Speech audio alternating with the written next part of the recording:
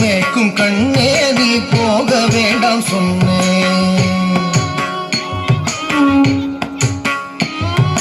மாடு மேய்க்கும் கண்ணே நீ போக வேண்டாம் சொன்னேன். மாடு மேய்க்கும் கண்ணே நீ போக வேண்டாம் சொன்னேன். மாடு மேய்க்கும் கண்ணே நீ போக வேண்டாம் சொன்னேன். மாடு மேய்க்கும் கண்ணே நீ போக வேண்டாம் சொன்னேன்.